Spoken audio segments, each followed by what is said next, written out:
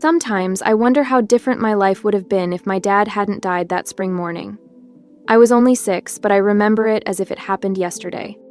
Dad was in the kitchen making pancakes, his Sunday special. He always shaped them into funny faces that made me giggle. Mom was setting the table, humming a tune I can't quite recall anymore.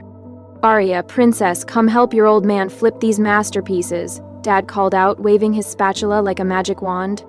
I leaped off the couch, leaving my favorite stuffed bunny behind, and ran to the kitchen, eager to help. But that was when it happened. The spatula clattered to the floor.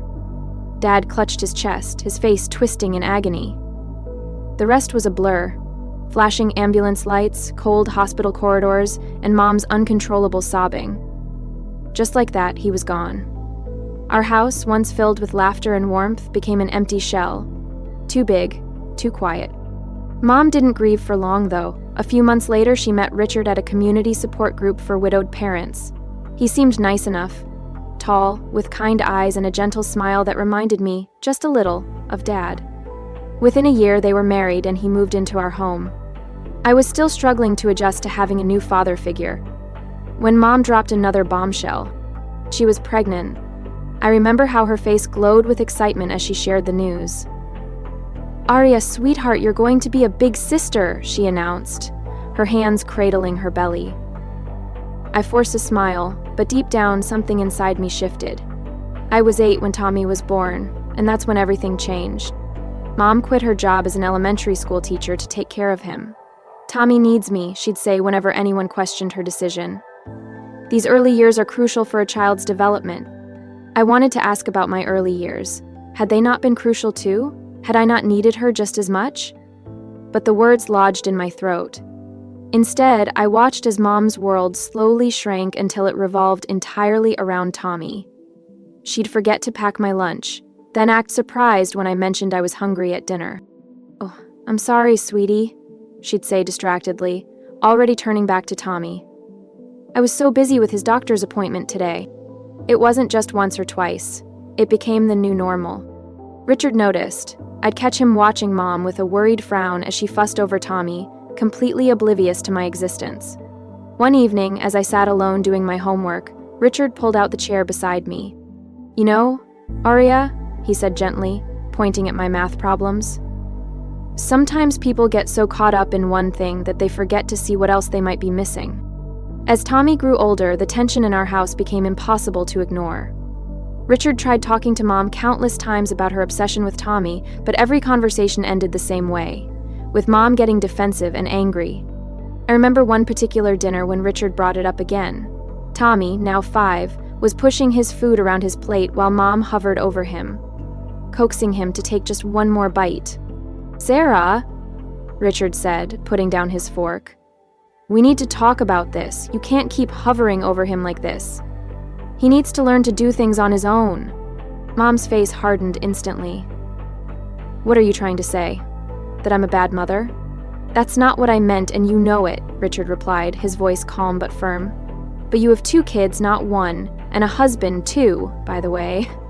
I pretended to be focused on my mashed potatoes, but my heart pounded in my chest. I was hanging on to every word. "Tommy needs me," Mom snapped. "He's still so young."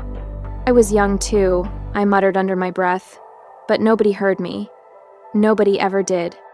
The situation finally came to a head when Richard suggested signing Tommy up for Little League Baseball. I was sitting on the stairs pretending to do my homework when their argument erupted in the kitchen. "Absolutely not." Mom's voice was sharp, almost shrill. "Do you have any idea how dangerous baseball can be? He could get hit by the ball, twist his ankle." "For God's sake, Sarah," Richard cut her off, exasperated. "He needs to experience life. You can't." The argument continued, their voices rising and falling like waves crashing against the walls of our home. And as I sat there, gripping my pencil so tightly my knuckles turned white, I realized something. Mom would never see me the way she saw Tommy. And maybe she never had. Mom was determined to shield Tommy from everything, but no matter how much Richard tried to reason with her, she wouldn't budge. Instead of letting him try new experiences, she enrolled him in art classes at the community center. I still remember the sulky look on Tommy's face as he sat there, mindlessly dragging his brush across the paper, while the other kids earnestly tried to learn. He quit after just 3 sessions, and of course, Mom blamed the teacher for failing to understand her son's creative spirit. Meanwhile, Richard started spending more time with me. Maybe it was his way of balancing out Mom's favoritism. Or maybe he just saw a kid who desperately needed someone in her corner. He took me to my karate classes 3 times a week, sitting through every session and cheering louder than any other parent when I earned my belts. Under his attention, I thrived. But while I was flourishing, Tommy was becoming increasingly difficult. His room was always a disaster, clothes, toys, and books strewn everywhere. And, as expected, Mom turned to me with that familiar, dreaded look. "Aria, be a dear and clean up Tommy's room," she'd say, not asking, but commanding. One day, Richard caught wind of this arrangement. "She's not his maid, Sarah," he protested. "He needs to learn to clean up after himself." That's when Mom pulled out her ultimate weapon: tears. "I knew it," she sobbed. "You love her more than your own son. How can you treat Tommy this way?" I saw the fight drain from Richard's eyes. He glanced at me apologetically before raising his hands in surrender. "Fine, have it your way," he said quietly before walking away. After that, he stopped arguing with Mom about Tommy. But the look he gave me said everything. He hadn't given up on me, even if he had given up on fighting with her. It was a small comfort, but sometimes, small comforts are all we have. High school graduation was bittersweet. As I stood in my cap and gown, scanning the crowd, I spotted Richard, beaming proudly. Mom was there too, but she kept checking her phone, probably texting Tommy's babysitter. Later that evening, Richard called me into his study. "I've been saving up," he said, pulling out a folder full of college brochures. "You can go wherever you want, Aria. Sky's the limit." Before I could respond, Mom burst in. "You can't be serious," she exclaimed. "That money should be saved for Tommy's future. He's going to need it more." Richard's face hardened, an expression I had grown familiar with during their many confrontations. "This is non-negotiable, Sarah. I've already made my decision."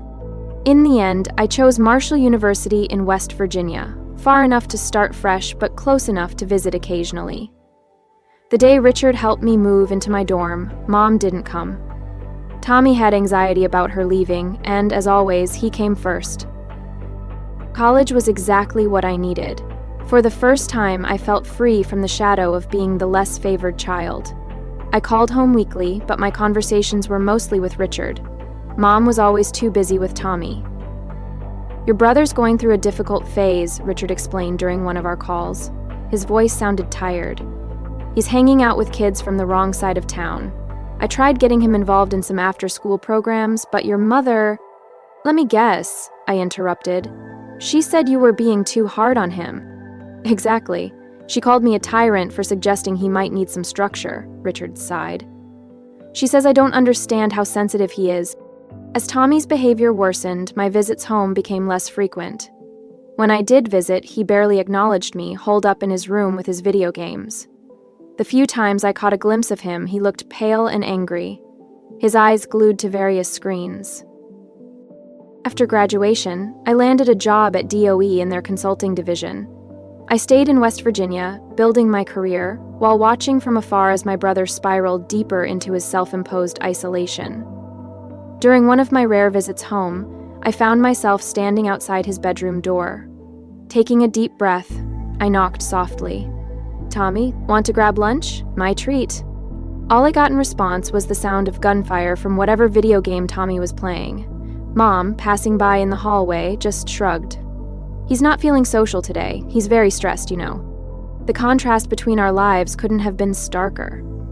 While I was focused on building my career, Tommy was chasing virtual achievements, supported by Mom's endless excuses. Richard's disappointed face spoke volumes, but by then, even he had largely given up trying to intervene. By 27, I had finally saved enough for a down payment on my own place. It wasn't huge, just a one-bedroom apartment in a decent neighborhood, but it was mine. The day I got the keys, I couldn't stop smiling. Years of saving, packing brown bag lunches, and saying no to designer clothes had finally paid off. "You all have to come see it," I said during my weekly call home. "I'm having a housewarming party next Saturday. I'll cook dinner. Richard, I'm even making your favorite lasagna. Wouldn't miss it for the world, kiddo. Richard replied warmly. Mom's voice cut in on the other line. Oh, honey, I don't think we can make it. Tommy has plans that day. I couldn't keep the skepticism out of my voice. What kind of plans? Very important ones, Mom said vaguely. In the background, I could hear Tommy's video game blasting. The day of the housewarming, only Richard showed up. He brought a potted plant and a bottle of wine. Your mother sends her love, he said, but we both knew that was a lie. Over dinner, Richard filled me in on what was really happening at home. Tommy, now 20, hadn't even bothered with college. He spent his days either gaming or hanging out with his drinking buddies. Richard had tried to help, offering him a position at his construction company, just as a starting point. Everyone needs to start somewhere, Richard said, twirling pasta on his fork. But Sarah, he shook his head. Sarah said it would be beneath him. I scoffed. So Tommy's too intelligent for manual labor?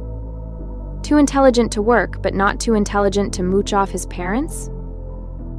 Richard gave me a sad smile. I keep trying, Aria. God knows, I keep trying. That was the last real conversation we had.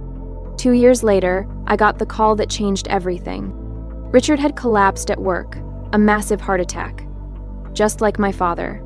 By the time I made it to the hospital, he was gone. The funeral felt surreal.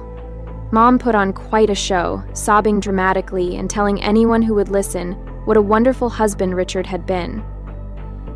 We were so happy, she wailed. How will we manage without him? I watched her performance with a mixture of disgust and pity. Her tears weren't for Richard, they were for herself. I could see the wheels turning behind her grief-stricken facade. Richard had been the sole breadwinner. Without his income, how would she maintain Tommy in the lifestyle to which he'd become accustomed? Tommy didn't even bother wearing a proper suit to the funeral. He showed up in wrinkled khakis and a polo shirt that had seen better days. He spent most of the service staring at his phone while Mom made excuses for him. He's processing his grief in his own way, she murmured. Standing there at Richard's grave, I couldn't help but think about how history had repeated itself. Another father figure, another heart attack, another funeral. Only this time, I was old enough to see everything clearly, including the fact that Mom's tears had more to do with her dwindling bank account than her broken heart.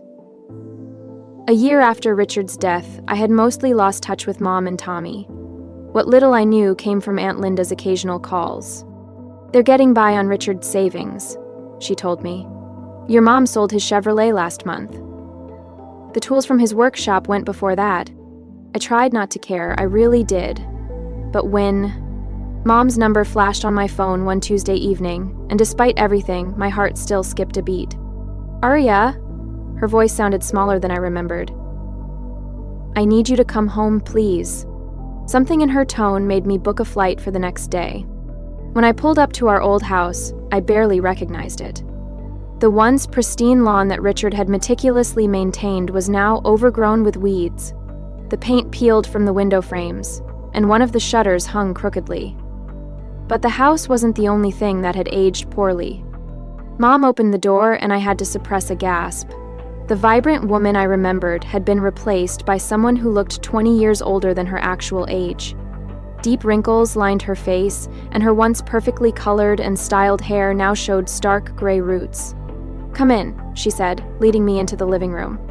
The house smelled musty, dishes were piled in the sink, and a thin layer of dust coated everything.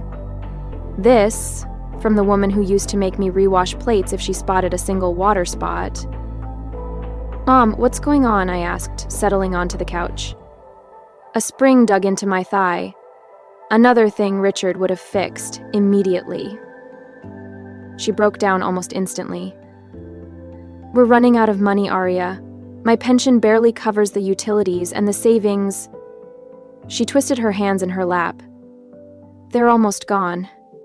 What about Tommy? Is he helping with expenses? Mom's face twisted between embarrassment and defensiveness. He's looking for work. It's not his fault. These employers just don't understand him. The last place wanted him to start at 8 a.m. You know Tommy's not a morning person. And the one before that expected him to do manual labor. With his intelligence? I felt my jaw tighten. Mom, at his age and with no experience, he can't exactly be picky about. You don't understand, she cut me off, her voice rising to that familiar pitch that always preceded a Tommy defense. Then, abruptly, her tone softened. Aria, we need your help. We won't survive without it. I hate to ask, but you're doing so well in your career. I knew what was coming. Part of me wanted to refuse, to remind her of all the times she chose Tommy over me. But looking at her worn face, her trembling hands, her desperate eyes, I couldn't. How much do you need? When she said $1,500 per month, I nearly choked. That was a significant chunk of my salary. But somehow I found myself nodding anyway. Where's Tommy now? I asked as I prepared to leave, already regretting my decision. Oh, he's at a job interview. Mom brightened slightly. A very promising position with a tech company. Through the window, I could see Tommy's bedroom light on, the familiar flicker of his computer screen. Some things never changed. True to my word, I set up an automatic transfer of $1,500 to Mom's account each month. Every time I saw that deduction from my bank balance, I told myself it was the right thing to do, even if it meant postponing my own plans for a bigger apartment or a new car. I started visiting more frequently, though each visit felt like stepping into a time capsule. Tommy was always there, either glued to his computer screen or sprawled on the couch with a beer in hand. How's the job search going? I'd ask.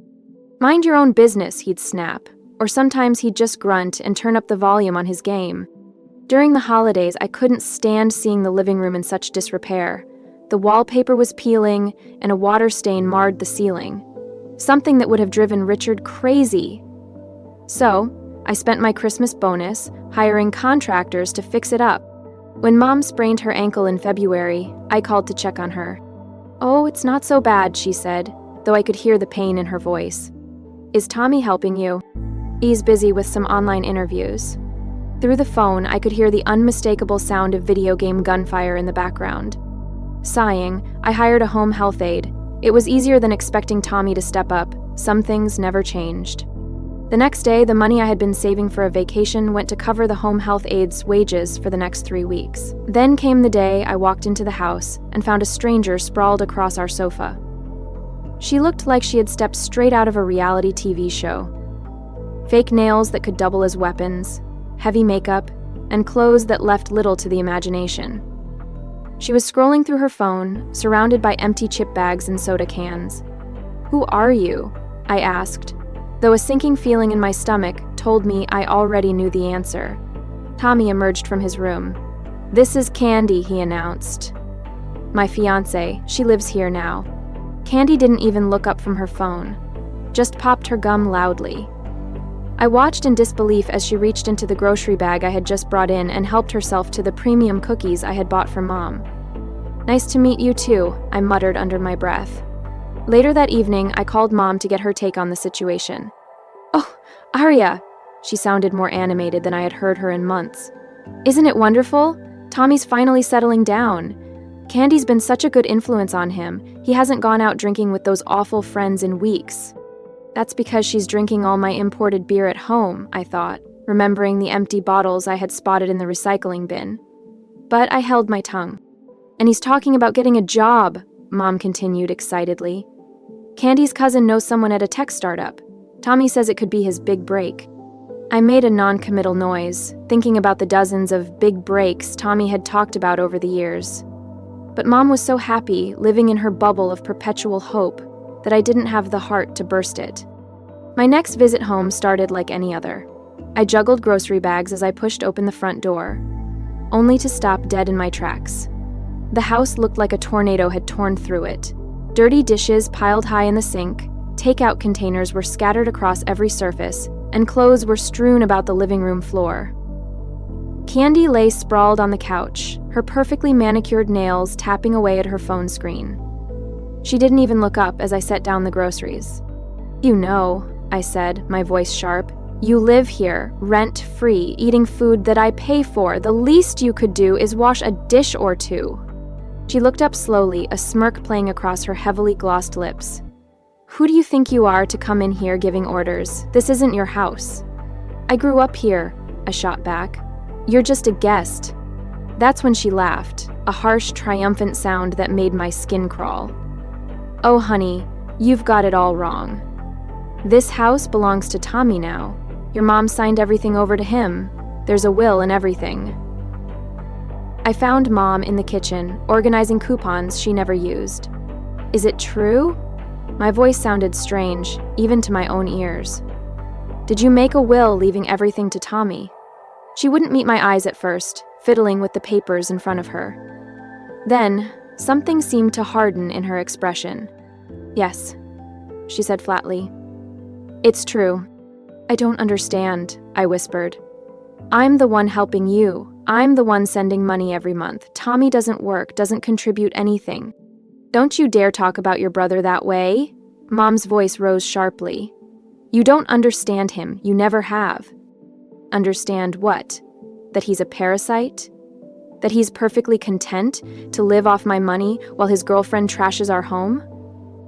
"Oh, stop being so dramatic," Mom snapped, her face twisting into something I didn't recognize. Then, in a voice devoid of emotion, she said the words that shattered everything I had ever believed about us. "You want to know the truth? I never loved you the way I love Tommy. He's better than you in every way that matters, and I don't want to see you here anymore."